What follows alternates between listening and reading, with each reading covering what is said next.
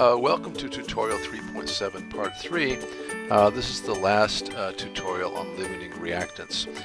So what we're going to do here that's different is we're going to also work with masses, gram amounts. So that means we have to build a larger table, and unfortunately the table is going to look a little bit complicated. But remember, it's the same things that we've done before. You're going to convert grams into moles and moles back into grams by either dividing or multiplying by the molar mass. So let's give this first one a shot. We have 12 grams of hydrogen and 64 grams of oxygen, and the question is how much water can we make, assuming all of the one reactant is going to have a chance to react. Well, we first need to figure out how many moles we have. So we divide this number, and I'm just kind of making the rounding easy at this point. We're dividing here this 12 by 2 and 64 by 32 so that we don't have a lot of decimals to kind of confuse our thinking. 12 divided by 2 leaves us with 6 moles, 64 divided by 2, 32 leaves us with 2 moles. And the question is, can I react all 6 moles of hydrogen? So I give it a shot and I say, well, I don't think so, because I need half as many oxygens as hydrogens. Half of 6 is 3. I just don't have it. I only have 2. So yes, I could make 6 moles of water if I had enough oxygen, but I don't have enough oxygen. So I retrace my steps and say, well, it didn't work out for me to try to react all 6 hydrogens. Therefore, I can react 2 moles of oxygen. So look at that ratio. For every 2 moles of oxygen, I need twice as many hydrogens. I have it. I have 6. And I'll make 4 moles of water because I have 4 moles of hydrogen that actually do react. And now I can answer the question. 4 times 18 gives us the 72 grams of water that we can produce at 18 grams per mole. So notice something. The sum of the masses of the reactants, 64 and 12 is 76, do not add up to 72. So of course the question is, were the other 4 moles? And I think you can tell we have some leftover hydrogen over here. So let's fill out the table now, and this part is the part that looks a little bit confusing. We had 6. We reacted 4, we had 2 moles left over. What do those 2 moles weigh? Well, 2 times 2 grams per mole is 4. So we have 4 grams left over. How much do we actually use of the 12? 2 times 4 is 8. And notice here 12 minus 8 leaves us with 4 grams of leftover hydrogen.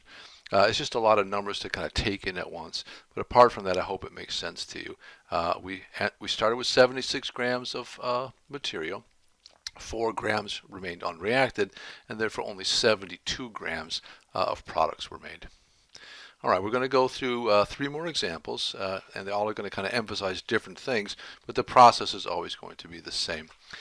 So this time we're going to look at the making of ammonia from 8 grams of hydrogen and 35 of nitrogen. Step 1's the same. Let's divide by the respective molar masses, and let's use kind of simple numbers, 2 for hydrogen and 28 for nitrogen. 8 divided by 2 is 4, and when I divide 35 by 28, I get 1 1/4.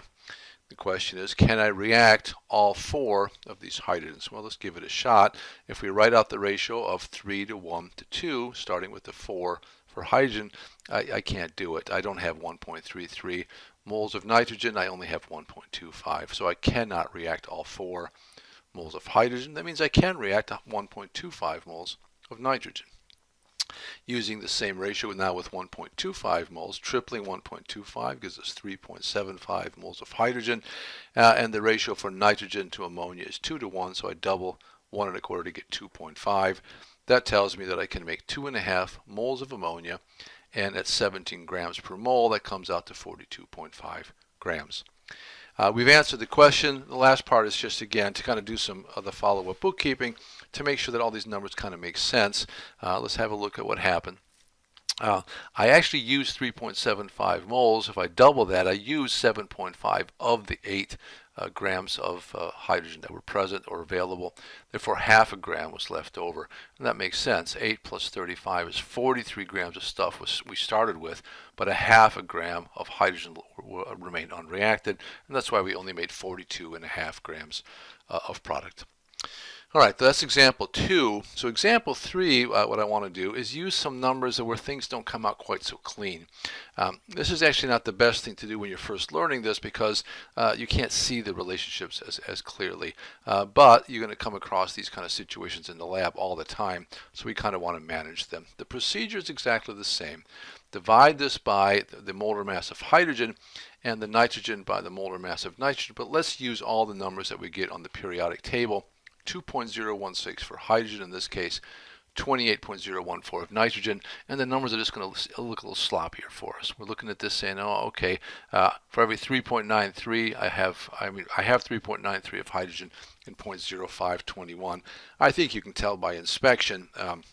There's no way I'm going to be able to react all of this material. I need a third of this some material of hydrogen in nitrogen. I don't have it, but let's go ahead and do it formally. Pretend we could do it. Take the 3.93 divided by 3 and say, yeah, 1.31 I need. I only got 0.521, so I cannot make the 2.62 moles that would be made if I could react all 3.93. Therefore, I can react the 0.521. I triple that, and notice these numbers don't look exactly like I'm tripling. That's because of rounding issues you're going to have when you use all those significant figures, but the idea is exactly the same. And doubling the 0.521 with rounding comes out to 1.04 moles of ammonia. And at 17, I notice I wrote the thing out in 5 significant figures. At 17.031 grams per mole, that leaves us with 17.7 grams of product. Let's add these two numbers up and see how far off they are and see where the missing mass is. I think you get it. If we add these two together, what do we get? 14, I have to get my calculator out to do it. 14.6 plus 7.93. That's 22.53 with rounding, 22.5 grams of material. That's what we started off with. We only ended up with 17.7, so the 4.81 is left over. And here I wrote 4.78. It depends on how you're rounding the numbers, how you actually record what's left over. So that one is the same basic idea. It's just messier because of the numbers. So let's go to the fourth one. I'll go back to simple numbers just so that you don't lose confidence in the procedure just because of rounding issues.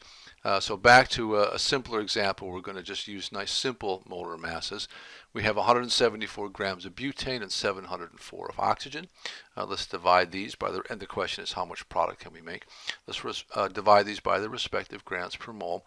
48 plus 10 is 58 grams per mole for the butane and 32 for the oxygen. And when I divide them out, I get 3 butanes for every 22 oxygens.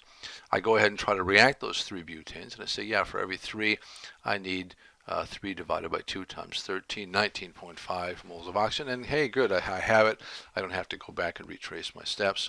So therefore, I can make 3 times 4, 12 moles of carbon dioxide and 15 of water. What do they weigh if I don't use a lot of precision? At 44 grams per mole, 528 grams for the carbon dioxide. At 18 grams per mole, I just use 18 here for water, I get 270. And now when I do this kind of last step, things are not as confusing looking because we don't have all these rounding issues to confuse us. Let's add these up. 528 and 270 comes out to 798. That's right, that's how much product we made. What do we start off with? We had over here, let's see, 878 material, 878 grams of reactant.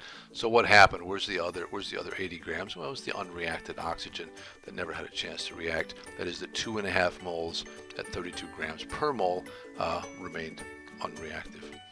That's it. I felt like I was maybe talking a little fast, a lot of numbers.